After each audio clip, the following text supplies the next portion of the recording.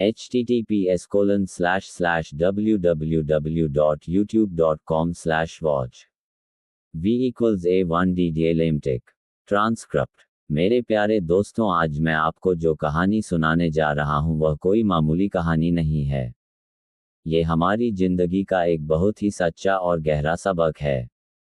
हमारे बड़े बुजुर्ग कहते हैं कि जो भी इंसान इस कथा को पूरे सच्चे मन से सुनेगा और समझेगा, ऊपर वाला भगवान उसकी झोली खुशियों से भर देगा और उसके घर में हमेशा सुख और शांति का वास होगा। ऐसा इसलिए है क्योंकि यह कहानी हमें एक बहुत बड़ी बात सिखाती है। ये सिखाती है कि घमंड करने वाला इंसान एक दिन अंदर से गिर जाए, अंदर से बिल्कुल खाली हो जाता है, और दूसरों पर दया करने वाला इंसान हमेशा खुशियों से भरा रहता है। ये कहानी शुरू होती है एक बहुत ही प्यारे, सुंदर और खुशहाल राज्य से। उस राज्य का नाम चंद्रपुर था। चंद्रपुर राज्य के लोग बहुत ही ज्यादा खुश रहते थे, और उनकी इस खुशी की सबसे बड़ी वजह कोई और नहीं बल्कि वहां के बहुत ही अच्छे राजा थे। उन राजा का नाम था वीर प्रताप सिंह। राजा वीर प्रताप सिंह एक ऐसे महान इंसान थे जिन्हें अपनी प्रजा से बहुत ज्यादा लगाव था। वह अपने राज्य के हर एक नागरिक को अपने सगे बच्चों की तरह प्यार करते थे, और बदले में राज्य की पूरी प्रजा भी अपने राजा को किसी भगवान की तरह ही पूजती थी और उनका बहुत सम्मान करती थी। लेकिन दोस्तों, ये दुनिया का एक बहुत बड़ा सच है कि एक ही घर में रहने वाले दो इंसान भी कभी एक जैसे नहीं होते। राजा वीर प्रताप जितने ज्यादा दयालु, नर्म दिल और अच्छे इंसान थे, उनकी पत्नी यानी चंद्रपुर की रानी सुनंदा का स्वभाव उनसे बिल्कुल ही उल्टा था। रानी सुनंदा दिखने में तो इतनी ज्यादा सुंदर थी कि अगर कोई उन्हें एक बार देख लेता तो बस बिना पलक झपकाए उन्हें देखता ही रह जाता। वह हमेशा सिर से लेकर पैर तक बहुत ही कीमती गहनों से लदी रहती थी। उनके शरीर पर हमेशा सोने, चांदी और चमकते हुए हीरे मोतियों के भारी गहने होते थे। रानी के कपड़े हमेशा दुनिया के सबसे महंगे और सबसे मुलायम रेशम से बने होते थे। उनके चलने के तरीके में, उनके उठने बैठने में और उनके बात करने के अंदाज में ही यह बात साफ दिखाई देती थी कि उन्हें अपनी सुंदरता और अपने रानी होने का कितना बड़ा घमंड है। रानी सुनंदा को अपने राजपाट पर, अपनी बेशुमार दौलत पर और अपनी रानी होने की ताकत पर बहुत ज्यादा अहंकार हो गया था। उनका एक बहुत ही प्यारा सा बेटा भी था जिसका नाम राजकुमार गौतम था। रानी को अपनी इन सभी सुख सुविधाओं पर इतना ज्यादा गर्व था कि धीरे धीरे उनके दिल के अंदर से इंसानियत, रहम और दया जैसी भावनाएं पूरी तरह से खत्म होने लगी थी। जब भी रानी सुनंदा किसी गरीब भिखारी या किसी दुखी इंसान को सड़क पर देखती थी तो उनके मन में उस इंसान के लिए जरा सा भी तरस नहीं आता था। तरस खाने की बजाय उनका अहंकार और ज्यादा बढ़ जाता था। वह बहुत ही कठोर मन से यह सोचती थी कि जो लोग आज इस दुनिया में गरीबी में जी रहे हैं या दुख और दर्द उठा रहे हैं, वह सब कुछ उनके अपने ही बुरे कर्मों और उनके पिछले जन्मों के पापों का नतीजा है। रानी सुनंदा ये सीधी सी बात कभी समझ ही नहीं पाती थी कि गरीबी होना कोई पाप नहीं है। गरीबी तो बस समय का एक ऐसा फेर है, एक ऐसा बुरा वक्त है जो दुनिया में कभी भी किसी भी इंसान पर आ सकता है। राजकुमार गौतम रानी सुनंदा का इकलौता बेटा था। एक ही बेटा होने की वजह से रानी उस पर अपनी जान छिड़कती थी। वह अपने बेटे से इतना ज्यादा अंधा प्यार करती थी कि उसकी चेहरे की एक छोटी सी खुशी के लिए वह पूरी दुनिया को पलटने और किसी का भी नुकसान करने के लिए तैयार रहती थी। जब भी राजकुमार गौतम का जन्मदिन आने वाला होता था तो वह राज्य में कोई आम दिन नहीं होता था। उस जन्मदिन को इतनी धूमधाम से और इतने भव्य तरीके से मनाया जाता था कि कई दिनों तक पूरे चंद्रपुर राज्य में और यहाँ तक कि आसपास के दूसरे राज्यों में भी बस उसी जन्मदिन की चर्चा होती रहती थी। जन्मदिन आने से कई महीनों पहले ही पूरे राजमहल में तैयारियां शुरू कर दी जाती थी। महल के जो सबसे अच्छे और खास बावर्ची होते थे, वे दिन और रात जागकर तरह तरह के स्वादिष्ट पकवान और मीठी मिठाइयां बनाने के काम में लग जाते थे। राज्य की जो सबसे अच्छी नाचने वाली नर्तकियां होती थी, वे अपने नाच का अभ्यास बहुत पहले से शुरू कर देती थी ताकि जन्मदिन के मुख्य दिन जश्न में कोई भी कमी ना रह जाए। पूरे महल को दुल्हन की तरह सजाने के लिए दूर दूर के दूसरे राज्यों से बैलगाड़ियों में भरकर ताजे और महकते हुए सुंदर फूल मंगवाए जाते थे। खुद राजकुमार गौतम भी बचपन से ही एक बहुत ही प्यारा और होनहार बच्चा था। उसका गोलमटोल सा चेहरा बिल्कुल पूर्णिमा के चमकते हुए चांद की तरह लगता था। उसकी बड़ी बड़ी और भोली भाली आंखों में एक अजीब सी सच्चाई और चमक दिखाई देती थी। वह बचपन से ही बहुत तेज दिमाग वाला और समझदार बच्चा था। उसे खेल कूद करने के साथ साथ किताबों को पढ़ने से और नई नई चीजें सीखने से बहुत ज्यादा लगाव था। अब ये कहानी उस दिन से एक बहुत ही नया और गहरा मोड़ लेती है, जब राजकुमार गौतम का जन्मदिन आने में बस कुछ ही दिन बचे हुए थे। पूरे राजमहल के अंदर जश्न और पार्टी की तैयारियां बहुत ही जोर शोर से चल रही थी। रानी सुनंदा खुद महल के एक एक काम पर अपनी पैनी नजर रखे हुए थी, ताकि कहीं किसी से कोई छोटी सी भी चूक ना हो जाए। वह एक पल में रसोई घर के अंदर जाती थी और जाकर खाने का स्वाद देखती थी, तो दूसरे ही पल वह महल के बाहर आकर फूलों की सजावट का जायजा लेने लगती थी।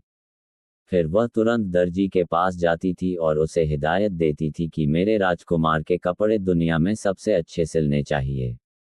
रानी के चेहरे पर उस समय एक अलग ही खुशी और एक अलग ही जोश दिखाई दे रहा था। वह अपने मन ही मन बहुत प्यार से यह सोचकर खुश हो रही थी कि इस साल तो मैं अपने बेटे का जन्मदिन पिछले सारे सालों से भी कहीं ज्यादा बड़ा और शानदार तरीके से मनाऊंगी। लेकिन तभी अचानक महल के बाहर से कुछ बहुत ही तेज शोर और किसी के बहुत जोर जोर से रोने की आवाजें आने लगी। ऐसा लग रहा था जैसे महल के मुख्य दरवाजे पर कोई औरत फूट फूट कर रो रही है और जोर जोर से चिल्लाकर किसी को पुकार रही है।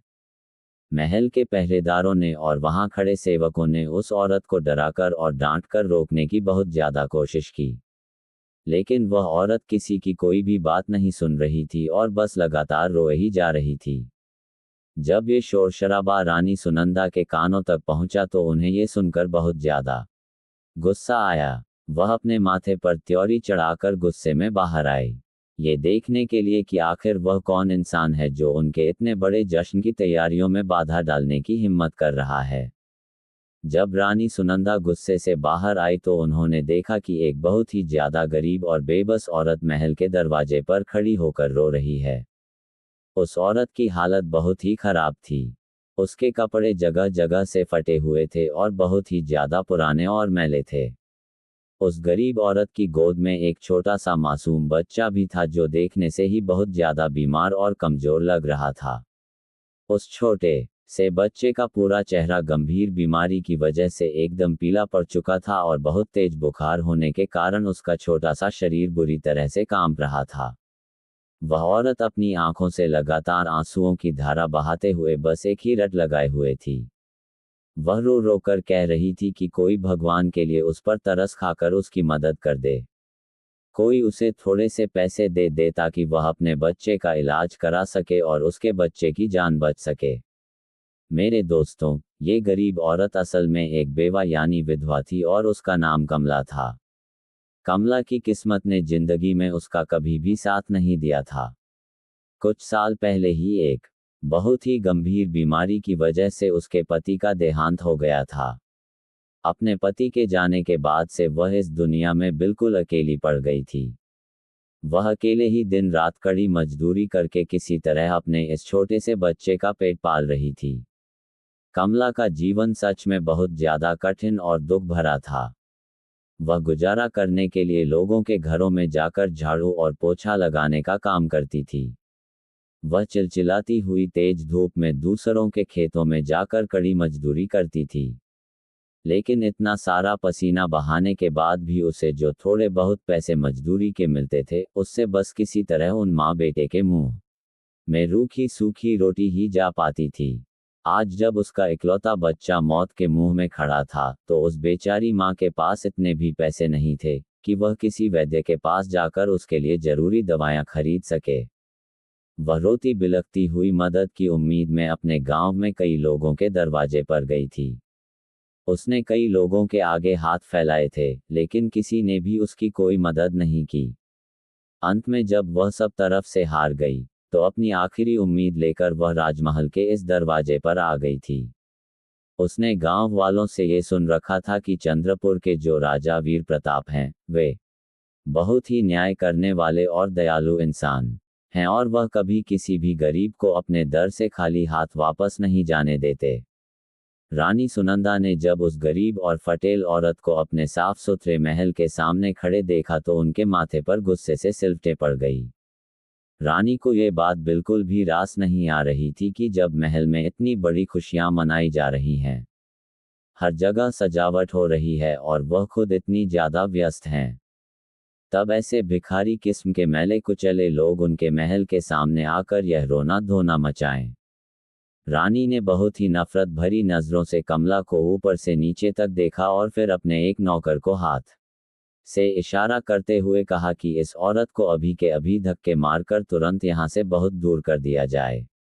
लेकिन कमला आखिर एक माता माँ भी थी, और यह बात तो आप भी जानते हैं कि एक माँ अपने बच्चे की जान बचाने के लिए किसी के भी सामने गिड़गिड़ा सकती है और कोई भी अपमान सह सकती है।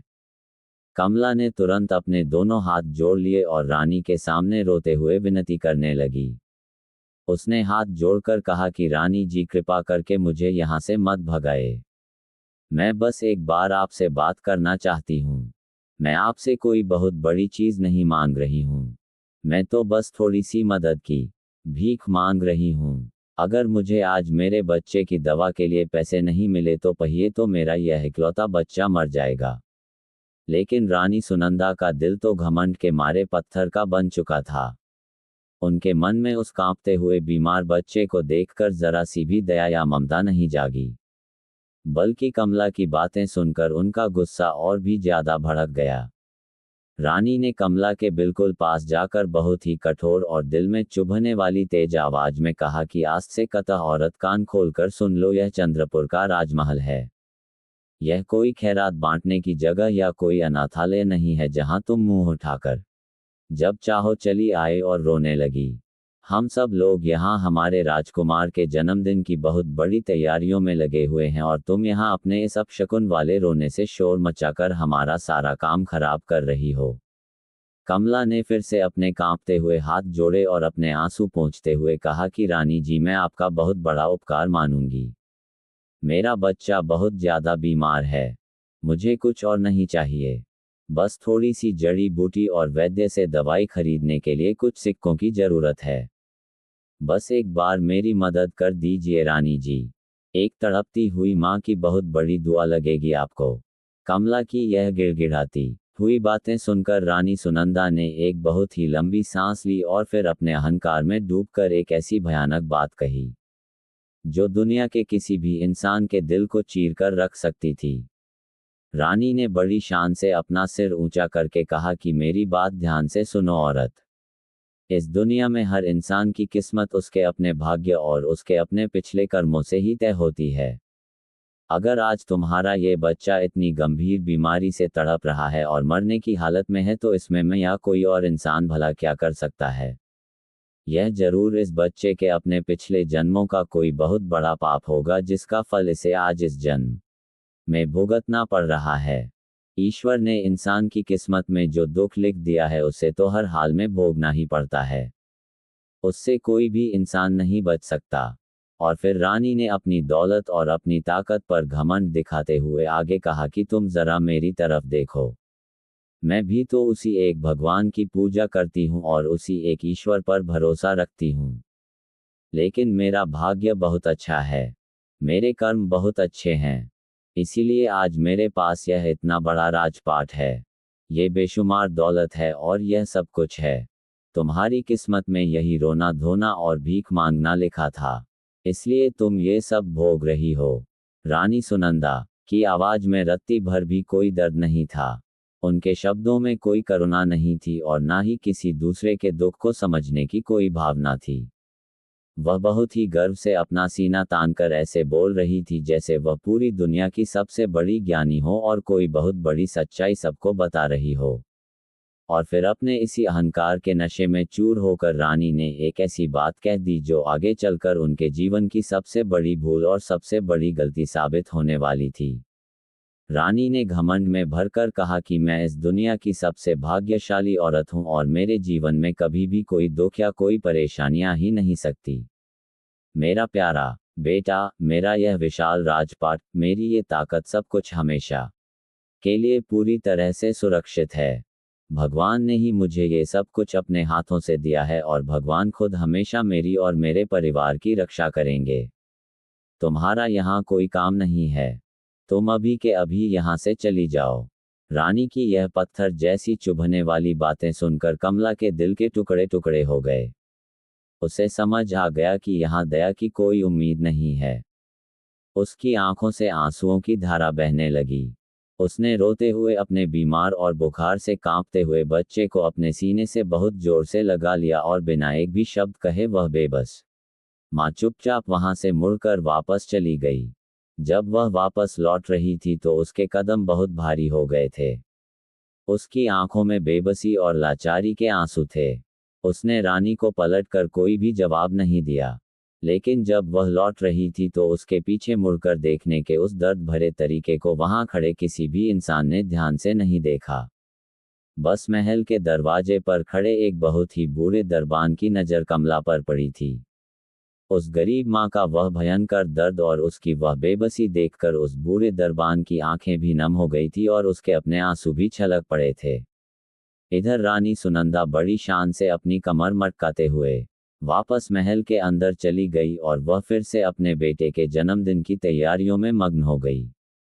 उनके दिमाग में उस बेबस और रोती हुई कमला का उतरा हुआ चेहरा एक पल के लिए भी नहीं आया।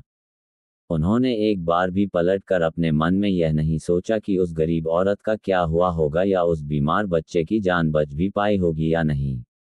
रानी के लिए तो इस दुनिया में बस उनका अपना राजकुमार बेटा ही सब कुछ था। उनका अपना खूबसूरत महल था और उनकी अपनी खुशियां थी। बाकी दुनिया जिए या मरे, तड़पे या रोए, उन्हें इस बात से कोई फर्क नहीं पड़ता था। जब शाम का समय हुआ तो राजा वीर प्रताप सिंह को अपने गुप्तचरों के जरिए इस पूरी घटना के बारे में पता चला। जब राजा ने सुना कि रानी ने एक गरीब औरत को महल से धक्के मारकर निकाला है तो उनका दिल बहुत ज्यादा दुखी हुआ। वह अपनी रानी के इस कठोर व्यवहार से बहुत ज्यादा निराश हुए। राजा ने बिना कोई भी समय बर्बाद किए तुरंत अपने एक सबसे खास सेवक को अपने पास बुलाया और उसे आदेश दिया कि वह तुरंत पूरे गांव में जाए और उस गरीब औरत को खोज निकाले। सेवक ने जाकर कमला को ढूंढ निकाला और राजा के आदेश पर सेवक ने कमला को बहुत सी दवाएं खरीदने के लिए पैसे दिए। इसके साथ ही राजा ने उनके घर के लिए कई महीनों का खाने पीने का अनाज और राशन का सामान भी भिजवा दिया ताकि उस गरीब माँ बेटे को आगे कोई तकलीफ ना हो। लेकिन उस रात जब राजा वीर प्रताप अपने कमरे में अपनी पत्नी रानी सुनंदा से मिले तो उन्होंने रानी से कोई तेज झगड़ा करने के बजाय उन्हें बहुत ही शांति और बहुत ही प्यार से समझाने की कोशिश की। राजा ने बहुत गंभीरता से अपनी रानी की आंखों में देखकर कहा कि सुनंदा, जीवन में मेरी एक बात हमेशा याद रखना, किसी भी इंसान को चाहे वह जिंदगी में कितना भी बड़ा क्यों ना हो जाए, चाहे उसके पास कितनी भी दौलत क्यों ना आ जाए, उसे कभी भी अपने अच्छे भाग्य और अपनी दौलत पर इतना घमंड नहीं करना चाहिए। ऊपर वाले भगवान की जो लाठी होती है उसमें कभी कोई आवाज नहीं होती है। वह भगवान जब किसी को उसके अहंकार और उसके घमंड की सजा देता है और उसे मारता है तो वह बहुत चुपचाप मारता है और इंसान को इस बात का तब तक पता ही नहीं चलता है जब तक कि उसका सब कुछ खत्म ना हो जाए और बहुत ज्यादा देर ना हो जाए। अपने पति की इतनी गहरी और समझदारी वाली बात सुनकर भी रानी सुनंदा को कुछ भी समझ नहीं आया। वह बात को समझने के बजाय उल्टा हंसने लगी और मुस्कुराते हुए बहुत ही बड़े हल्केपन से बोली कि महाराज, आप बेकार में ही इतनी ज्यादा चिंता मत किया करिए। मेरे भाग्य में कोई भी तकलीफ या कोई भी दुख नहीं लिखा है। ईश्वर मुझ पर बहुत ज्यादा मेहरबान है और वह मुझे हमेशा ऐसे ही सुखी और खुशहाल रखेगा। राजा वीर प्रताप ने रानी की यह बात सुनी और एक बहुत ही गहरी सांस लेकर वह चुप हो गए। उन्होंने रानी से और ज्यादा बहस करना ठीक नहीं समझा। वह अपने मन में बहुत अच्छी तरह से जानते थे कि रानी की आंखों पर अभी अहंकार और घमंड की बहुत मोटी पट्टी बंधी हुई है और उन्हें अभी सिर्फ शब्दों से या समझाने से यह बात समझ में नहीं आएगी। राजा ये समझ गए थे कि अब शायद आने वाला समय और जिंदगी के अपने खुद के कड़वे अनुभव ही रानी को जिंदगी की असली सच्चाई सिखाएंगे। और फिर समय का पहिया अपनी गति से आगे बढ़ता रहा। समय कभी किसी के लिए नहीं रुकता। एक एक करके साल दर साल बहुत तेजी से बीतते चले गए।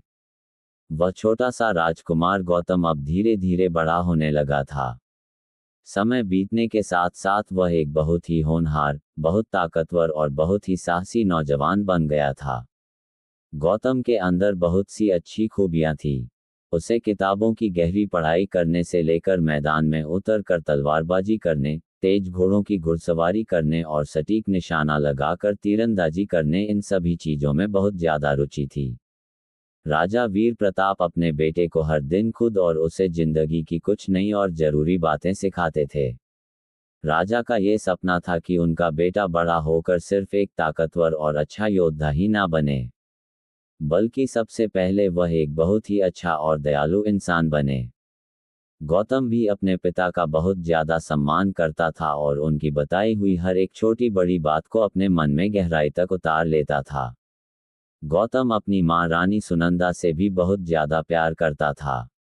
लेकिन जैसे जैसे वह बड़ा हो रहा था और चीजों को समझने लगा था, उसे कभी कभी अपनी मां का दूसरों के प्रति, खासकर गरीबों के प्रति व्यवहार थोड़ा कठोर और अजीब लगता था। गौतम अपने मन में अक्सर यह सोचता था कि अगर मेरी मां गरीबों और महल के सेवकों के प्रति थोड़ा और नर्म दिल रखती और उनसे मीठा बोलती तो ये कितना अच्छा होता। राजकुमार गौतम जब भी महल के कामों और अपनी पढ़ाई से थोड़ा बहुत समय निकाल पाता था तो वह महल की उन बड़ी बड़ी चार दीवारियों से बाहर निकलकर राज्य के आम लोगों के बीच चला जाता था। वह अक्सर बाजार की छोटी छोटी गलियों में जाता, वहां के साधारण और गरीब लोगों के साथ बैठकर बातें करता, उनकी समस्याएं और उनके दुख सुनता और कभी कभी तो वह उन गरीब लोगों के छोटे घरों में बैठकर उनके हाथों का बना हुआ सादा खाना भी बड़े मजे से खाता था। उसे इन सब चीजों में एक अलग ही तरह की शांति और खुशी मिलती थी। वह हमेशा यही जानना चाहता था कि महल के बाहर की जो असली दुनिया है वह आखिर कैसी है और वहां के लोग कैसे अपनी जिंदगी जीते हैं। लेकिन रानी सुनंदा को अपने बेटे का ये बर्ताव बिल्कुल भी पसंद नहीं आता था। वह अक्सर गौतम को टोकती थी और गुस्से में कहती थी कि बेटा तुम इस महान राज्य के राजकुमार हो और भविष्य के राजा हो। तुम्हें इन मैले कुचले गरीब लोगों के बीच जाकर उनके साथ बिल्कुल नहीं उठना बैठना चाहिए। ये सब तुम्हारी शान और तुम्हारे रुतबे के खिलाफ है। लेकिन गौतम अपनी मां की यह बात सुनकर कभी भी उन पर गुस्सा नहीं करता था, बल्कि वह मुस्कुराकर बहुत प्यार से उन्हें जवाब देता था कि मां ये सब लोग कोई बाहर वाले नहीं हैं, ये सब हमारी अपनी प्रजा हैं। जब तक मैं खुद इनके बीच जाकर इनसे नहीं मिलूंगा तब तक मुझे कैसे पता चलेगा कि मेरे राज्य में असल में क्या चल रहा है और मेरे लोगों को किस चीज की जरूरत है। देखते ही देखते समय और बीता और राजकुमार गौतम की उम्र 17 साल की हो गई। अब वह पूरी तरह से एक मजबूत और जवान राजकुमार बन चुका था। इन दिनों उसे तेज घुड़सवारी करने और जंगलों में जाकर शिकार करने का भी बहुत ज्यादा शौक चढ़ गया था। खुद राजा वीर प्रताप ने उसे घुड़सवारी की बहुत सी बारीकियां सिखाई थी, जिसकी वजह से वह पूरे राज्य में एक बहुत ही उम्दा और बेहतरीन घुड़सवार बन गया था। राजकुमार के पास अपना एक बहुत ही खास और प्यारा घोड़ा था। वह घोड़ा बहुत तेज दौड़ता था और बहुत ताकतवर था। इस घोड़े को राजकुमार ने खुद अपने हाथों से बड़े प्यार से पाला पोसा था और उसकी हवा से बातें करने वाली रफ्तार को देखकर उसने उस घोड़े का नाम आकाश रखा था। यह उन दिनों की बात है जब राज्य में शरद ऋतु यानी सर्दियों का मौसम बस शुरू ही हो रहा था। आसमान में काले और सफेद बादल छाए हुए रहते थे और हवा में एक मीठी मीठी सी ठंडक घुलने लगी थी। राजा वीर प्रताप ने एक दिन अपने खास दरबारियों और कुछ चुने हुए बहादुर सैनिकों के साथ राज्य के सबसे बड़े जंगल में शिकार पर जाने का कार्यक्रम बनाया। इस बार राजकुमार गौतम भी पूरी तैयारी के साथ उनके इस दल में शामिल था। गौतम के लिए यह बहुत ही बड़ी खुशी और बहुत ही उत्साह का मौका था। ऐसा इसलिए था क्योंकि यह उसकी जिंदगी में पहला मौका था जब उसे किसी इतने बड़े शिकार पर अपने पिता के साथ ले जाया जा रहा था। जब वे सभी लोग महल से निकलने लगे तो रानी सुनंदा ने एक आम मां की तरह बहुत प्यार से सुबह सुबह अपने बेटे के माथे पर दही और कुमकुम का तिलक लगाया। उन्होंने अपने बेटे की आरती उतारी और भगवान से हाथ जोड़कर यह प्रार्थना की कि उनका बेटा पूरी तरह से सलामत रहे और शिकार में सफल होकर वापस लौटे। जिस जंगल में शिकार के लिए यह पूरा दल गया था, वह कोई साधारण या छोटा जंगल नहीं था। वह बहुत ही विशाल और बहुत ही भयानक जंगल था। लोग उस जंगल को महाकाल वन के नाम से जानते थे। उस जंगल का नाम महाकाल वन इसलिए रखा गया था क्योंकि वह इतना ज्यादा घना था कि वहां दिन के समय भी सूरज की तेज धूप ठीक से जमीन तक नहीं पहुंच पाती थी। वहां बहुत ही पुराने और ऊंचे हुए घने पेड़ थे, जिनकी शाखाएं आपस में उलझी हुई थी। जमीन पर आदमी के कद के बराबर ऊंची ऊंची घास उगी हुई थी। और जैसे जैसे कोई इंसान जंगल के अंदर जाता, वहां का अंधेरा और वहां का डरावना सन्नाटा बढ़ता ही जाता था। शिकारियों का ये पूरा दल बहुत सावधानी से जंगल में बहुत अंदर की तरफ बढ़ता चला गया। काफी देर तक चलने के बाद अचानक उन्हें कुछ दूरी पर एक बहुत ही बड़ा और सुंदर सींगों वाला हिरण दिखाई दिया। हिरण को देखते ही सभी शिकारी जोश में आ गए और उन्होंने अपने अपने घोड़ों को उस हिरण के पीछे दौड़ा दिया। राजकुमार गौतम का घोड़ा आकाश तो वैसे भी हवा से बातें करता था। जैसे ही गौतम ने उसे इशारा किया, आकाश उस हिरण के पीछे इतनी तेज रफ्तार से भागा कि शिकार के दल के बाकी सभी दरबारी और सैनिक बहुत पीछे छूट गए। राजकुमार गौतम अपने घोड़े पर सवार होकर पूरी लगन से उस हिरण का पीछा कर रहा था। पीछा करते करते वह उस घने जंगल में बहुत ज्यादा अंदर की तरफ निकल गया।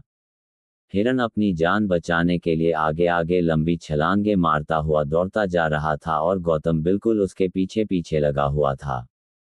रास्ते में पड़ने वाले पेड़ों की घनी शाखाएं और उनके पत्ते गौतम के चेहरे को बार बार छूकर जा रहे थे और घोड़े के तेज दौड़ने से जमीन पर पड़ी हुई सूखी पत्तियां हवा में उड़ रही थी।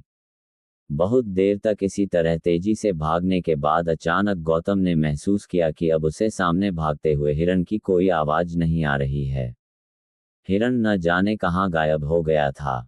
जब गौतम ने अपने घोड़े की लगाम खींचकर उसे रोका और अपने आसपास गर्दन घुमाकर देखा तो उसे एहसास हुआ कि वह बिल्कुल अकेला पड़ गया है। वहां दूर दूर तक ना तो उसके पिता थे, ना कोई सैनिक था और ना ही कोई दरबारी था।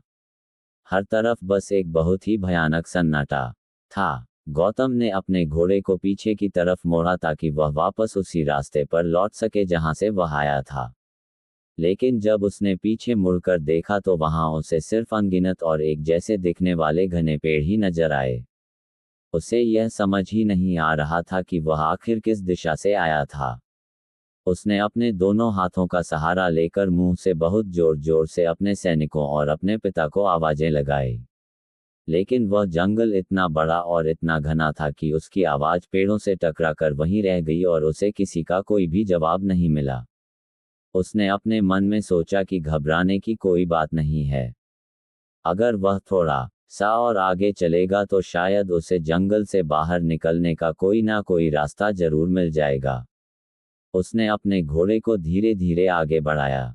लेकिन उस जंगल का ये नियम था कि जितना वह आगे जाता, जंगल का रूप उतना ही ज्यादा घना और उतना ही ज्यादा डरावना होता जाता था। पेड़ इतने ज्यादा ऊंचे और इतने पास पास थे कि ऊपर देखने पर साफ आसमान तक दिखाई नहीं देता था, जिसके कारण ये पता लगाना नामुमकिन हो गया था कि पूर्व दिशा कहाँ है और पश्चिम दिशा कहाँ है। रास्ता ढूंढते ढूंढते धीरे धीरे दोपहर का समय हो गया। राजकुमार गौतम अब तक बिना रुके चलने की वजह से बहुत ज्यादा थक चुका था। उसके गले में प्यास के मारे कांटे चुभने लगे थे और उसका गला पूरी तरह से सूख रहा था। उसने अपने घोड़े को दौड़ाना बंद किया और काफी देर तक इधर उधर पानी की तलाश करता रहा। भगवान की कृपा से बहुत खोजने के बाद उसे एक छोटी सी बहती हुई नदी मिल गई। उसने झटपट घोड़े से उतरकर पहले तो खुद जी भरकर वह ठंडा पानी पिया और फिर अपने थके हुए घोड़े आकाश को भी खूब सारा पानी पिलाया। पानी पीने से उसे थोड़ी जान तो मिली, लेकिन जंगल से बाहर निकलने का रास्ता उसे अभी भी कहीं नजर नहीं आ रहा था। देखते ही देखते दिन ढलने लगा और शाम की लालिमा छाने लगी। ऐसे घने जंगलों में सूरज छुपते ही अंधेरा बहुत जल्दी उतर आता है। जैसे जैसे अंधेरा गहराने लगा, उस डरावने जंगल में पेड़ों के पीछे से और झाड़ियों के अंदर से अजीब अजीब और भयानक आवाजें आना शुरू हो गई। कहीं से उल्लुओं के बोलने की डरावनी आवाजें आ रही थी, तो कहीं से किसी बड़े जंगली जानवर के दबी हुई आवाज में गुर्राने की आवाज आ रही थी। सूखी पत्तियों पर किसी के चलने की सरसराहट से अब डर लगने लगा था। अब पहली बार गौतम का दिल डर से डूबने लगा था। वह पूरी तरह से समझ चुका था कि वह बहुत बुरी तरह से रास्ता भटक गया है और अब रात होने वाली है। रात के उस घने अंधेरे में राजकुमार किसी तरह आगे बढ़ने की कोशिश कर ही रहा था कि अचानक जमीन पर एक बहुत बड़ा गड्ढा आ गया। अंधेरा होने के कारण वह गड्ढा दिखाई नहीं दिया।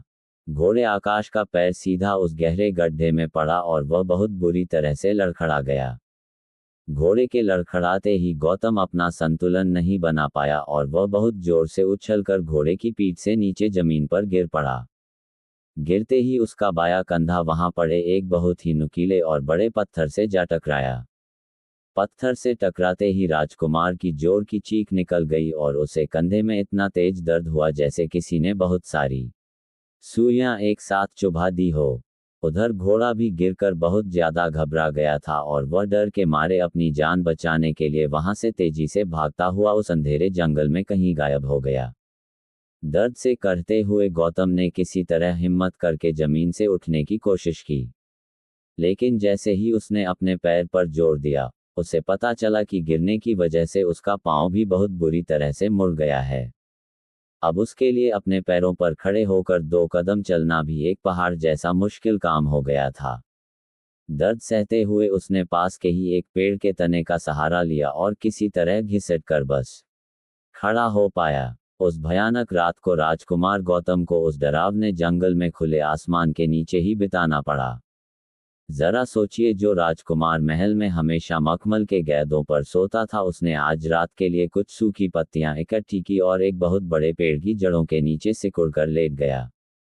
सर्दियों की शुरुआत होने के कारण रात में हवा बहुत ज्यादा ठंडी हो गई थी। उसके पास ना तो खाने के लिए एक दाना था, ना ही ओढ़ने के लिए कोई कपड़ा या कंबल था। वह पूरी रात दर्द से करा रहा और ठंड से कांपता रहा।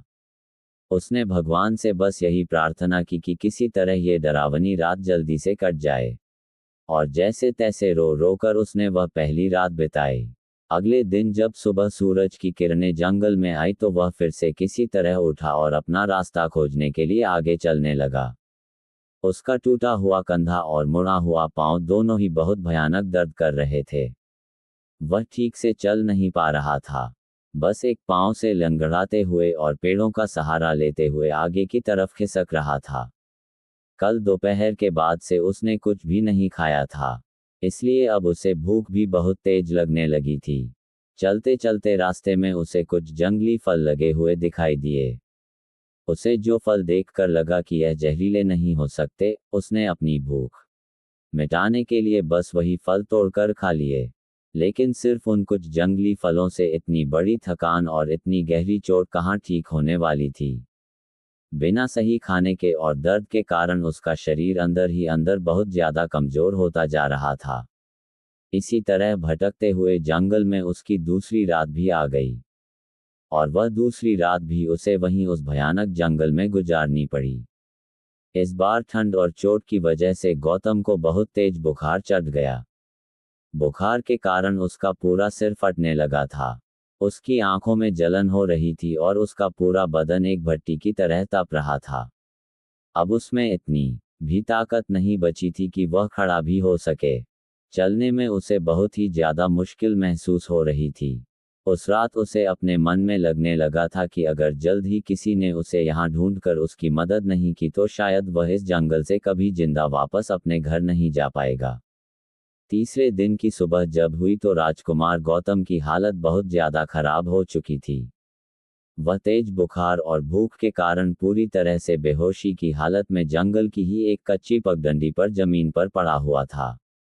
उसके माथे पर बुखार का बहुत तेज पसीना था और प्यास के कारण उसके होंठ बिल्कुल सूखकर पपड़ी बन गए थे।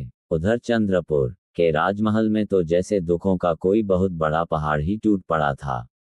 पूरे महल में कहर और मातम का माहौल बरपा हुआ था।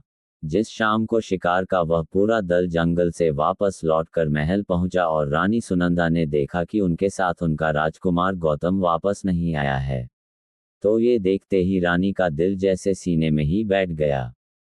राजा वीर प्रताप खुद बहुत घबराए हुए थे।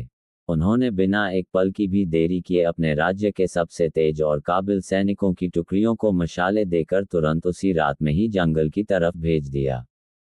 सैनिकों ने पूरी रात जंगल का चप्पा चप्पा छाना। हजारों मशालें जलाकर पूरे जंगल के हर एक पेड़ और झाड़ी में ढूंढा गया, लेकिन अफसोस राजकुमार गौतम का कहीं कोई नामो निशान तक पता नहीं चला।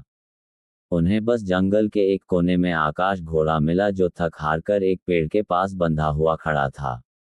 ऐसा लगता था जैसे घोड़ा दौड़ते दौड़ते थक गया था और वहीं रुक गया था। घोड़े के मिलने से थोड़ी उम्मीद तो बंधी, लेकिन खुद राजकुमार कहाँ था ये किसी को कुछ समझ नहीं आ रहा था। तथा जब दूसरा दिन हुआ तो फिर से जंगल की तलाशी शुरू की गई।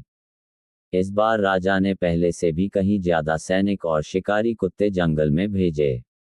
यहाँ तक कि राजा वीर प्रताप ने अपने आसपास के सभी पड़ोसी राज्यों के राजाओं को भी संदेश भिजवा दिया कि अगर उनके राज्य में राजकुमार कहीं भी दिखाई दे तो तुरंत खबर करें।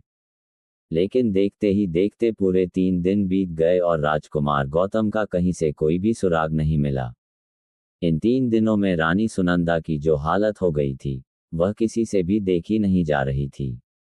जो रानी सुनंदा कभी घमंड से अपनी कमर सीधी करके चलती थी और हमेशा सज-धज कर रहती थी, वे अब दिन और रात महल के ठंडे फर्श पर बैठकर बस जोर जोर से रोती रहती थी।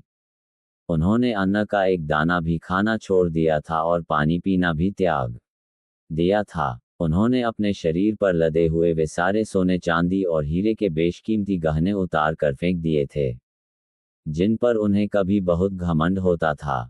उन्होंने अपने राजसी रेशमी कपड़े उतार कर एक बिल्कुल सादा और मामूली सा कपड़ा पहन लिया था।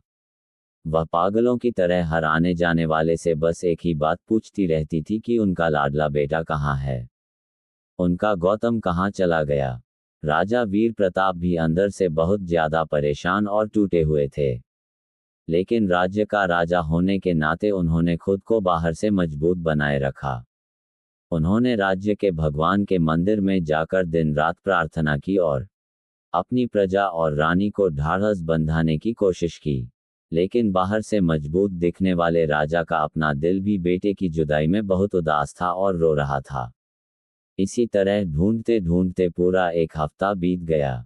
लगातार दिन रात ढूंढने की वजह से सैनिक भी अब बुरी तरह से थक चुके थे, लेकिन राजा के आदेश पर उनकी तलाशी अभी भी जारी थी। रानी सुनंदा का दिल यह मानने को बिल्कुल भी तैयार नहीं था कि उनका बेटा अब नहीं मिलेगा। एक रात रानी से और नहीं रहा गया।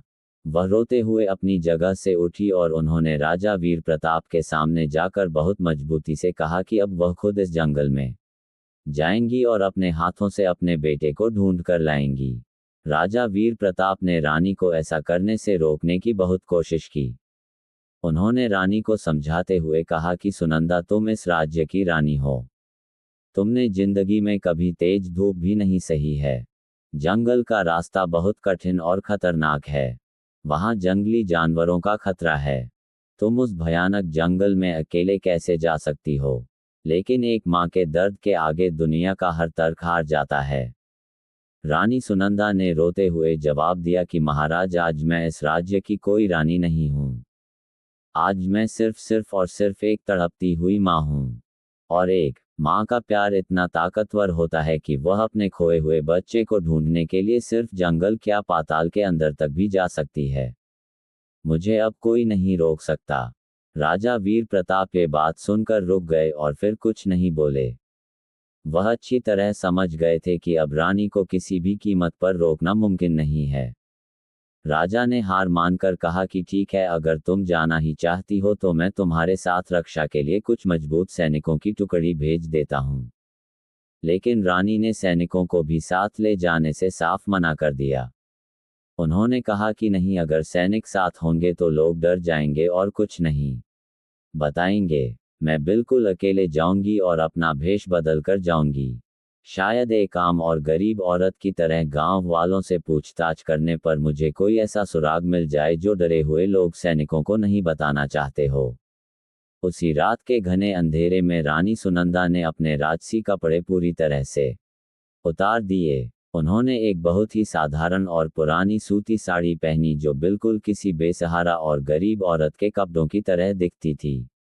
उन्होंने अपने बचे खुचे गहने भी उतार दिए और अपने सुंदर बालों को बिना संवारे एक साधारण तरीके से बांध लिया। अब वह बिल्कुल ऐसी दिख रही थी जैसे वह सचमुच में कोई गांव की बहुत ही गरीब और दुखियारी औरत हो। अपनी पूरी जिंदगी में पहली बार रानी सुनंदा इतनी ज्यादा सादी और एक आम इंसान की तरह लग रही थी। जैसे ही अगली सुबह सूरज निकला, रानी सुनंदा अपने बेटे की तलाश में महल से निकल पड़ी। उनके कंधे पर बस कपड़े की एक छोटी सी थैली लटकी हुई थी जिसमें उन्होंने रास्ते के लिए थोड़ा सा सादा खाना और पीने का पानी रख लिया था। जंगल की तरफ पैदल जाते हुए रानी ने रास्ते में पड़ने वाले कई छोटे छोटे गांव वालों और राहगीरों से रोक रोक कर पूछताछ की। कुछ लोगों ने बताया कि हाँ, उन्होंने कुछ दिन पहले एक जवान लड़के को देखा था जो घायल लग रहा था। कुछ लोगों ने कहा कि उन्हें इस बारे में कुछ भी नहीं पता है। रानी बिना अपनी हिम्मत हारे हर सुराग के पीछे आगे बढ़ती रही। पैदल चलते चलते 2 दिन और बीत गए। रानी सुनंदा अब तक बहुत ज्यादा थक चुकी थी। उन्होंने अपनी पूरी जिंदगी में कभी भी अपने पैरों से इतना लंबा सफर तय नहीं किया था। नंगे पैर चलने की वजह से उनके मुलायम पैरों में बड़े बड़े और दर्दनाक छाले पड़ गए थे, जिनमें से अब खून रिसने लगा था। उनकी थैली में जो थोड़ा सा खाना था वह पूरी तरह से खत्म हो चुका था और पीने का पानी भी अब बहुत ही कम बचा था। तीसरा दिन भी ढलने लगा था। सूरज छुप रहा था और आसमान में काले बादल छा गए थे। कुछ ही देर में आसमान से हल्की हल्की बारिश की बूंदें गिरनी शुरू हो गई। आज रानी सुनंदा को अपनी जिंदगी में पहली बार यह एहसास हो रहा था कि असली भूख आखिर क्या चीज होती है और वह इंसान को कितना तड़पाती है। उन्होंने अपनी पूरी जिंदगी में पहले कभी इस बात को नहीं जाना था कि जब पेट खाली होता है तो शरीर कैसे कांपता है। महल में तो उन्हें भूख लगने से पहले ही 56 भोग उनके सामने सजा दिए जाते थे और कभी किसी चीज की कोई कमी नहीं होती थी। लेकिन आज इस जंगल में भूखे प्यासे भटकते हुए वह सच में समझ रही थी कि एक गरीब इंसान अपनी जिंदगी में कितनी ज्यादा तकलीफें और दर्द सहकर जीता है। भूख के उस दर्द में रानी को अचानक उस गरीब औरत कमला का रोता हुआ चेहरा याद आया जिसे उन्होंने महल से दुत्कार दिया था। लेकिन रानी ने तुरंत उस ख्याल को अपने दिमाग से झटक दिया, क्योंकि इस समय उनका पूरा का पूरा ध्यान सिर्फ और सिर्फ अपने खोए हुए बेटे गौतम को ढूंढने पर लगा हुआ था। जंगल के किनारे एक छोटी सी कच्ची पगडंडी पर बारिश में भीगते हुए चलते चलते रानी को कुछ दूरी पर एक हल्की सी आग की रोशनी दिखाई दी। हवा में जलती हुई सूखी लकड़ियों के धुएं की महक भी आ रही थी। रानी समझ गई कि शायद पास में ही किसी इंसान की कोई झोपड़ी है। रानी ने अपनी बची हुई सारी ताकत बटोरी और अपने छाले पड़े पैरों को घसीटते हुए उस रोशनी की तरफ आगे बढ़ने लगी। जब रानी उस रोशनी के करीब पहुंची तो उन्होंने देखा कि वहां मिट्टी और फूस से बनी एक बहुत ही छोटी सी झोपड़ी थी। उस झोपड़ी के ठीक आगे मिट्टी से लिपा हुआ एक छोटा सा खुला आंगन था।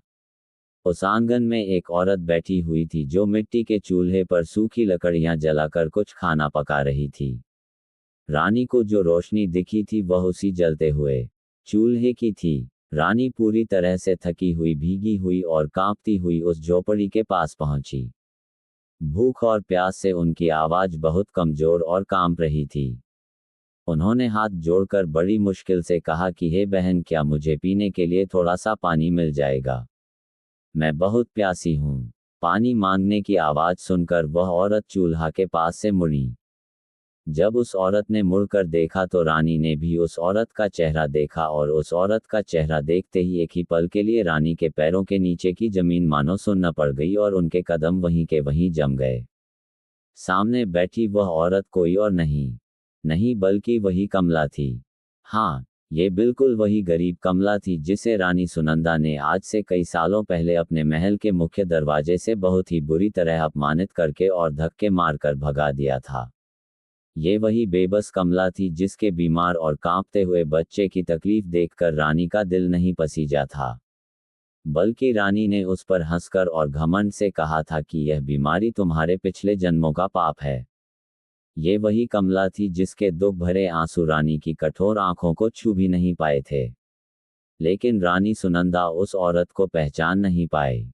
समय बहुत बीत चुका था, सालों का फर्क आ गया था, और सच बात तो ये थी कि उस दिन रानी ने अपने घमंड में कमला के चेहरे को इतने ध्यान से देखा ही नहीं था कि वह उसे याद रख सके। उस समय तो रानी का पूरा ध्यान बस किसी तरह उस अपशकुन करने वाली औरत को वहां से भगाने में लगा हुआ था। लेकिन दूसरी तरफ कमला ने एक ही नज़र में रानी सुनंदा को पहचान लिया था। एक गरीब इंसान अपने अपमान करने वाले का चेहरा कभी नहीं भूलता। रानी की ऐसी दयनीय और भिखारियों जैसी हालत देखकर पहले तो कमला के दिल में एक पल के लिए बहुत गुस्सा आया और उसका मन कड़ा हो गया। कमला को तुरंत वह पुराना दिन याद आ गया जब वह महल गई थी। उसे वह सारा अपमान और वह दर्द याद आ गया। उसे रानी के मुंह से निकले हुए जहरीले शब्द याद आ गए कि यह तुम्हारे पिछले जन्मों का पाप है। उसे याद आया कि कैसे वह अपने बीमार और मरते हुए बच्चे को अपनी छाती से चिपकाए हुए वहां से रोती हुई वापस आई थी। उस दिन रास्ते में रोते हुए उसने ऊपर वाले ईश्वर से कहा था कि हे भगवान, देखो तो इस दुनिया में कैसे कैसे पत्थर दिल लोग रहते हैं। लेकिन कमला को यह भी याद था कि उसी दिन शाम को राजा वीर प्रताप जी ने उसके घर पर एक सेवक के हाथों पैसे और बहुत सारा खाने का सामान भिजवाया था। उस मदद से उसके बच्चे की जान बच गई थी और तब कमला ने उस दयालु राजा को अपने दिल से बहुत सारी दुआएं दी थी। कमला ने बस एक पल के लिए अपनी पुरानी यादों से निकलकर सामने खड़ी रानी को ध्यान से देखा। रानी सुनंदा के सारे कपड़े बारिश में बुरी तरह भीगे हुए थे। उनके सुंदर बाल बुरी तरह से उलझ चुके थे और उनमें मिट्टी लगी थी। उनकी आंखें लगातार रोने की वजह से सूजकर बिल्कुल लाल हो गई थी। रानी के चेहरे पर एक ऐसी भयानक थकान और दर्द का मिश्रण था जो किसी भी इंसान को पिघला दे। ये सब देखकर कमला का वह कड़ा हुआ दिल तुरंत पानी की तरह पिघल गया। कमला का दिल इसलिए पिघल गया क्योंकि वह रानी की तरह अहंकारी नहीं थी, बल्कि वह दिल से एक बहुत ही अच्छी और नेक इंसान थी। उसने अपनी सारी पुरानी नफरत को भुलाकर रानी से बहुत मीठे स्वर में कहा कि आओ बहन, तुम बारिश में बहुत भीग रही हो, जल्दी से अंदर आ जाओ। रानी सुनंदा लड़खड़ाते कदमों से कमला के साथ उस मिट्टी की झोपड़ी के अंदर आ गई। झोपड़ी बहुत ही छोटी थी, लेकिन वह अंदर से बहुत ही साफ सुथरी और लिप-पोत कर रखी गई थी। उस झोपड़ी में सामान के नाम पर बस एक सोने के लिए छोटी सी चारपाई थी। खाने के लिए कुछ मिट्टी के बर्तन रखे हुए थे, और सामने की एक दीवार पर एक छोटा सा मिट्टी का मंदिर बना हुआ था, जिसमें भगवान की एक प्यारी सी तस्वीर के सामने एक सरसों के तेल का दिया टिमाटिमाते हुए जल रहा था। कमला ने सबसे पहले एक लोटे में साफ पानी लाकर रानी को पीने के लिए दिया। रानी ने गटागट वे पानी पिया। फिर कमला ने मिट्टी के एक बर्तन में चूल्हे पर बनी हुई गर्मागर्म खिचड़ी परोसी और रानी के सामने रख दी। वह खिचड़ी बहुत ही ज्यादा सादी थी। उसमें ना तो कोई महंगे मसाले थे और ना ही कोई तड़का। उसमें बस सादी दाल, थोड़े से चावल और नाम मात्र का नमक पड़ा हुआ था। लेकिन आज भूख के उस भयानक दौर में रानी सुनंदा ने उस रूखी सूखी खिचड़ी को इतने मजे से और इस तरह खाया जैसे उन्होंने अपनी पूरी जिंदगी में इससे ज्यादा स्वादिष्ट और अच्छा खाना या कोई 56 भोग कभी नहीं खाया था। भरपेट खाना खाने के बाद रानी की जान में जान आए और उनकी आंखें एहसान से भर आई। रानी ने रोते हुए कमला से कहा कि बहन, तुमने आज मुझ पर बहुत बड़ा उपकार किया है। तुमने मुझे खाना खिलाकर बहुत अच्छा काम किया है। मैं तुम्हारी इस नेकी और इस एहसान को अपनी जिंदगी में कभी नहीं भूलूंगी। रानी की बात सुनकर कमला ने बहुत प्यार से पूछा कि बहन, आखिर तुम हो कौन? और इस तरह इतने भयानक और घने जंगल में अकेले कहाँ से आ रही हो और क्यों भटक रही हो? कमला का ये सवाल सुनकर रानी ने एक बहुत लंबी और दर्द भरी सांस ली। रानी ने अपने मन में सोचा कि अगर मैं इसे अपनी असली पहचान बताऊंगी कि मैं चंद्रपुर की रानी हूं तो शायद ये डर जाए। इसलिए उन्होंने अपनी पहचान छुपाते हुए रोकर कहा कि बहन, मैं और कोई नहीं, बस एक अभागी माँ हूँ। मेरा जवान बेटा शिकार करने इस जंगल में आया था और वह कहीं खो गया है। मैं उसी को ढूंढने के लिए अपने घर से निकली हूँ।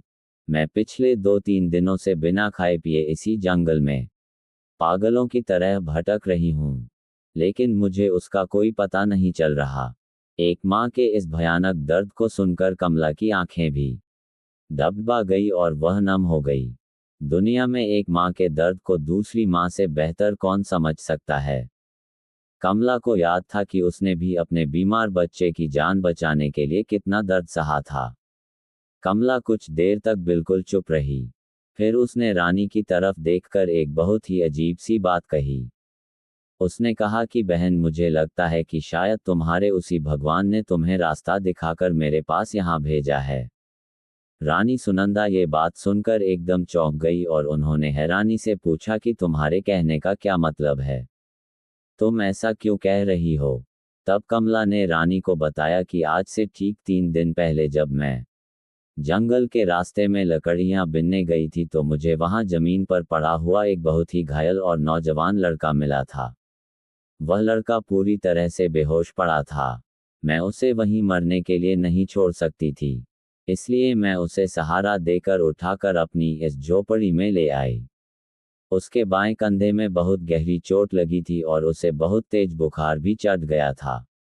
मैंने जंगल से चुनकर कुछ असरदार जड़ी बूटियां पीसी और उसका इलाज किया। अब उसे होश भी आ गया है और वह धीरे धीरे ठीक हो रहा है।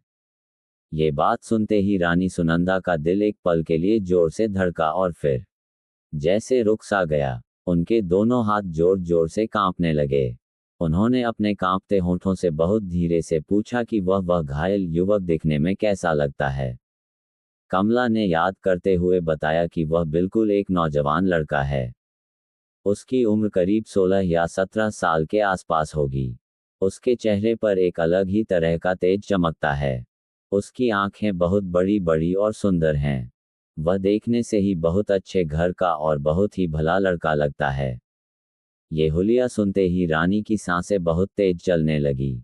उन्हें यकीन होने लगा था कि यह उनका ही बेटा है। उनके मुंह से बेताबी से निकला कि क्या मैं एक बार उस लड़के को देख सकती हूँ? कमला ने मुस्कुराते हुए कहा कि हाँ बहन, क्यों नहीं, आओ मेरे साथ।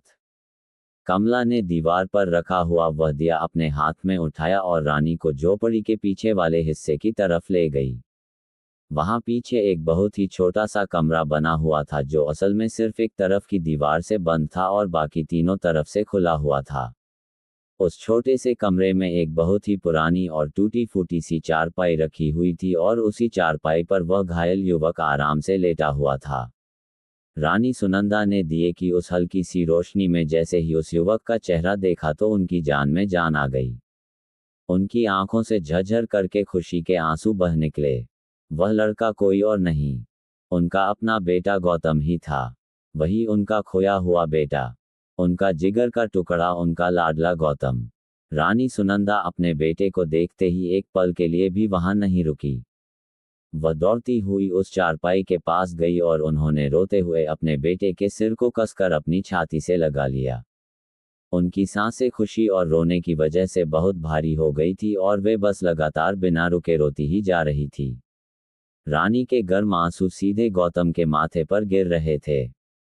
राजकुमार गौतम अभी भी बुखार की वजह से थोड़ा कमजोर था, लेकिन उसकी आंखें खुली हुई थी। जैसे ही उसने अपनी मां के रोने की आवाज सुनी, उसकी आंखों में भी आंसू आ गए। उसने बहुत ही कमजोर और धीमी आवाज में कहा कि मां, तुम मुझे ढूंढते हुए यहां तक आ गई। रानी सुनंदा ने रोते हुए अपने बेटे के माथे और सिर पर बहुत प्यार से हाथ फेरा और चूमते हुए कहा कि हाँ मेरे बच्चे, हाँ बेटा, मैं आ गई। तुम बिल्कुल ठीक तो हो ना? तुम्हें ज्यादा चोट तो नहीं लगी? गौतम ने अपनी मां को तसल्ली देते हुए कहा कि हाँ मां, अब मैं बिल्कुल ठीक हूँ। और यह सब इन दीदी की वजह से है। इन दीदी ने दिन रात जागकर मेरी बहुत अच्छी देखभाल की है। जब मैं जंगल में बेहोश पड़ा था तो इन्होंने ही मुझे वहां से उठाकर यहाँ अपनी झोपड़ी में लाया और मुझे जड़ी बूटियों की दवा दी। माँ सच कहता हूँ, अगर ये दीदी सही समय पर मुझे नहीं मिलती तो शायद मैं इस दुनिया से। यह भयानक बात बोलते बोलते गौतम अचानक रुक गया। उसकी आंखें भी भर आई थी। रानी सुनंदा ने यह सुनकर अपने बेटे को और भी कसकर अपने सीने से लगा लिया और फिर उन्होंने पीछे मुड़कर एहसान भरी नजरों से कमला की तरफ देखा। कमला इस समय उस छोटे से कमरे के दरवाजे पर खड़ी थी। उसके एक हाथ में दिया था और उसके सांवले चेहरे पर एक बहुत ही हल्की और सुकून भरी मुस्कुराहट तैर रही थी। रानी सुनंदा ने जब कमला की उस शांत मुस्कुराहट को देखा तो अचानक उनके दिल के अंदर एक बहुत ही अजीब सी हलचल मच गई। उन्होंने दिए की रोशनी में पहली बार कमला के चेहरे को बहुत ही ध्यान से देखा और तब अचानक उनके मन के किसी बहुत ही गहरे कोने में कुछ ऐसा हिला जिसने उन्हें बेचैन कर दिया। रानी मन ही मन सोचने लगी कि यह चेहरा, ये गहरी और उदास आंखें, क्या मैंने इस औरत को पहले भी कहीं देखा है? ऐसा क्यों लग रहा है जैसे मैं इसे जानती हूँ? लेकिन उस समय रात का उजाला बहुत ही धुंधला था और रानी खुद भी कई दिनों की थकान और रोने धोने की वजह से बहुत बुरी तरह थकी हुई थी। इसीलिए वह अपने दिमाग पर जोर डालने के बाद भी कमला को पहचान नहीं पाई। रानी ने अपने हाथ जोड़कर कमला से कहा कि हे बहन, तुमने तो मेरे इकलौते बेटे की जान बचाकर मुझ पर बहुत बड़ा उपकार किया है। मैं जिंदगी भर तुम्हारा यह उपकार और यह कर्ज कभी नहीं भूलूंगी। रानी की इतनी बड़ी बात सुनकर कमला ने बहुत ही धीरे से और नम्रता से जवाब दिया कि बहन, इसमें उपकार वाली तो कोई बात ही नहीं है। एक मुसीबत में पड़े इंसान की मदद करना तो हर इंसान का सबसे पहला फर्ज होता है। अगर हम इंसान होकर अपने ही जैसे किसी दूसरे दुखी इंसान के काम ना आ सके तो फिर हमारे इस इंसान होने का आखिर फायदा ही क्या है? कमला के मुंह से निकली यह सादी सी बात सुनकर रानी सुनंदा को अंदर तक एक बहुत गहरा धक्का लगा। ये धक्का इसलिए लगा क्योंकि ठीक यही शब्द और यही बात उनके पति राजा वीर प्रताप सिंह भी हमेशा कहा करते थे। और आज महल के एक महान राजा के वे ही अनमोल शब्द जब रानी ने इस जंगल में रहने वाली एक बहुत ही गरीब और बेसहारा औरत के मुंह से सुने तो उन्हें अपने अंदर बहुत कुछ महसूस हुआ। उन्हें लगा कि इंसानियत महलों की मोहताज नहीं होती। उस रात रानी सुनंदा उसी झोपड़ी में कमला के साथ ही रुक गई। रात ज्यादा हो गई थी, इसीलिए दवा खाकर गौतम गहरी नींद में सो गया। कमला ने अपनी मेहमान रानी की खातिर अपनी इकलौती चारपाई भी रानी को सोने के लिए दे दी और खुद जाकर जमीन पर एक बोरी बिछाकर सो गई। रानी ने कमला को जमीन पर सोने से बहुत मना किया, लेकिन कमला ने अपनी जिद नहीं छोड़ी और रानी को चारपाई पर ही सुलाया। रात के समय जब झोपड़ी में सब लोग सो गए थे और बिल्कुल सन्नाटा छा गया था तब रानी सुनंदा की आंखें खुली की खुली रह गई। उन्हें नींद नहीं आ रही थी। वह लेटी ले बस झोपड़ी की कच्ची छत को घूरती रहीं। उस छत में जगह जगह इतने छेद थे कि उनमें से बाहर के आसमान और तारों की रोशनी अंदर छन छन कर आ रही थी। रात की हवा में बहुत ठंडक थी। बाहर का माहौल जितना शांत था, रानी सुनंदा के दिमाग और दिल के अंदर ख्यालों का उतना ही बड़ा तूफान उठ रहा था। वह लेटे लेटे सोच रही थी कि यह कैसी छोटी सी झोपड़ी है, ये कितनी भयानक गरीबी है और यह कैसी औरत है। इसी गरीब औरत ने मेरे इकलौते बेटे की जान बचाई है। जब मैं भूखी थी तो इसने मुझे अपना खाना खिलाया। इसने मेरे बेटे के घावों पर दवा लगाई और तो और इसने खुद जमीन पर सोकर मुझे अपनी चारपाई दे दी। और मैंने अपनी जिंदगी में क्या किया था? मैंने भी तो इसी जैसी किसी गरीब और लाचार औरत को अपने बड़े से राजमहल के दरवाजे से बेइज्जत करके भगा दिया था। जब वह औरत अपने बच्चे के लिए रो रही थी तो मैंने उसके बीमार बच्चे के दर्द का मजाक उड़ाया था और कहा था कि यह उसके पिछले जन्मों का पाप है। ये सब बातें सोचकर रानी सुनंदा को पहली बार अपने आप पर और अपनी सोच पर बहुत गहरी और सच्ची शर्म आने लगी। उन्होंने अपने मन में सोचा कि मैं कितनी ज्यादा अंधी और अहंकारी हो गई थी। मैंने ही तो बड़े घमंड में चिल्लाकर कहा था कि मैं इतनी भाग्यशाली हूं कि मेरे जीवन में कभी कोई दुख या तकलीफ आ ही नहीं सकती। और अब देखो ऊपर वाले ईश्वर ने मेरे उस घमंड को तोड़ने के लिए क्या किया। मेरा सबसे लाडला बेटा जंगल में खो गया। मुझे खुद भिखारियों की तरह इस भयानक जंगल में दर दर भटकना पड़ा। मुझे 2 दिनों तक भूखी और प्यासी रहना पड़ा, और अंत में मेरी जान और मेरे बेटे की जान बचाने के लिए मुझे एक गरीब औरत की इसी छोटी सी झोपड़ी में पनाह लेनी पड़ी। आज सच में ईश्वर ने मुझे यह अच्छी तरह दिखा दिया है कि इंसान का असली भाग्य और दौलत क्या होती है। ये सारी बातें सोचते सचते रानी की आंखों से आंसुओं की धारा बहने लगी। लेकिन ध्यान देने वाली बात यह थी कि आज उनकी आंखों से निकलने वाले यह आंसू किसी दुख या परेशानी के आंसू नहीं थे। यह आंसू उनके सच्चे पश्चाताप और पछतावे के आंसू थे। वह अपने मन ही मन हाथ जोड़कर भगवान से कह रही थी कि हे मेरे भगवान, मुझे माफ कर दो। मैंने अपने घमंड में आकर बहुत गलत किया था। जब अगली सुबह सूरज निकला और कमला सोकर उठी तो उसने देखा कि रानी सुनंदा बाहर खुले आंगन में जमीन पर चुपचाप बैठी हुई हैं और उनकी आंखें अभी भी रोने की वजह से सूजी हुई और लाल हैं। कमला ने जल्दी से चूल्हे पर थोड़ी सी चाय बनाई और एक कप में डालकर रानी को पीने के लिए दी। रानी ने कमला के हाथ से चाय का कप लेते हुए बहुत ही धीरे से और प्यार से पूछा कि बहन, क्या तुम इस जंगल की झोपड़ी में बिल्कुल अकेली रहती हो? कमला ने चाय का बर्तन रखते हुए कहा कि हाँ बहन, मैं यहाँ अकेली ही रहती हूँ। पहले मेरा एक बेटा भी मेरे साथ था, लेकिन वह अब बड़ा हो गया है और पैसे कमाने के लिए शहर में काम करने चला गया है। वह कभी कभी मुझसे मिलने के लिए आता है। वैसे मेरा भी समय कट ही जाता है। मेरे पास यहाँ पास के ही एक गांव में थोड़ा साफ सफाई का काम है। उस काम से मुझे जो थोड़े बहुत पैसे मिल जाते हैं, उसी में मेरा गुजारा अच्छे से चल जाता है। रानी ने चाय पीते हुए फिर पूछा कि क्या तुम्हारे बेटे को बचपन में कभी कोई बड़ी बीमारी हुई थी? ये सवाल सुनकर कमला एक पल के लिए एकदम रुक गई। उसने रानी के चेहरे को देखा और अपने मन में कुछ सोचने लगी। फिर उसने एक लंबी सांस लेकर कहा कि हाँ, तुम्हें सही लग रहा है। जब मेरा बेटा बहुत छोटा था तब एक बार वह बहुत ज्यादा गंभीर रूप से बीमार पड़ गया था। तब मैं बहुत लाचार थी। मैं उसे अपनी गोद में लेकर मदद मांगने के लिए बहुत सी जगहों पर गई थी। कोई रास्ता ना मिलने पर एक बार मैं मदद की आस लेकर यहाँ के राजमहल भी गई थी। ये सुनकर रानी ने तुरंत पूछा कि राजमहल, किस राज्य के राजमहल में गई थी तुम? कमला ने बहुत ही सीधेपन से जवाब दिया कि हमारे इसी चंद्रपुर राज्य के राजमहल में। चंद्रपुर का नाम सुनते ही रानी सुनंदा के हाथ में पकड़ा हुआ चाय का कप जोर से हिल गया और थोड़ी सी चाय छलक गई। रानी के दिल की धड़कन एकदम से बहुत तेज हो गई। उन्होंने अपने कांपते हुए होठों से बहुत ही धीरे से पूछा कि और फिर वहां महल में तुम्हारे साथ क्या हुआ? कमला ने एक पल के लिए रुककर अपनी पुरानी कड़वी यादों को खंगाला और फिर उदास मन से कहा कि वहां महल में जो रानी साहिबा थी उन्होंने मेरी कोई मदद नहीं की, बल्कि उन्होंने मुझे बहुत डांट कर वहां से भगा दिया। रानी ने मुझसे कहा था कि यह बीमारी और यह गरीबी सब मेरे अपने पापों का फल है।